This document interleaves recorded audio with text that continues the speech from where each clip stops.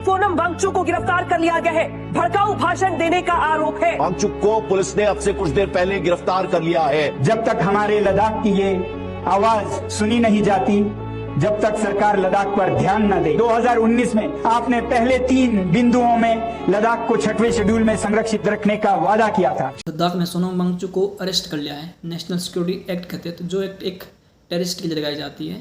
जो सोनम वांगचुक पिछले 30 साल से अपना जीवन इस चीज़ पर बिता दिए कि लद्दाख जैसे एरिया जहाँ बेसिक फैसिलिटी का अभाव है, वहाँ के बच्चे कुछ पढ़ लिख कर कुछ बने, देश के लिए कंट्रीब्यूट करें। वही सोनम वांगचुक जो पिछले काफ़ी सालों से क्लाइमेट चेंज के बारे में पूरी दुनिया को बता रहे हैं, लद्दाख के लोगों के लिए लड़ रहे हैं। इनकी बेसिक डिमांड है कि लद्दाख को स्टेटहुड मिले, वहाँ के लोगों को वही राइट्स मिले जो बाकी पूरे देश के लोगों को मिल रहे हैं। लद्दाख को 6th शेड्यूल में शामिल किया जाए ताकि वहाँ की ज़मीन, वहाँ की संस्कृति को सिक्योर हो।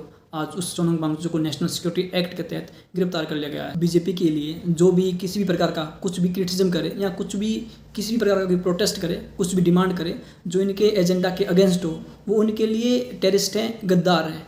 क्या इस तरह से ये देश आगे बढ़ सकता है? इतना ही नाटक है तो फिर देश में डेमोक्रेसी की नौटंकी क्यों हो रही है?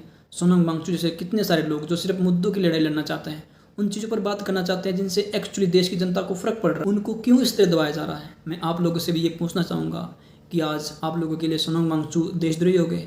कब तक ये नौटंकी हम अपने देश में चलने देंगे? आप लोग ज़रा सोचिए थोड़ा। जब वो चाहें हमें गिरफ्तार कर सकता है। मैं सोचता हूं कि मेरे जेल में होना देश को ज्यादा जगाएगा मेरे बाहर होने से, क्योंकि देश नज़ारा देखेगा।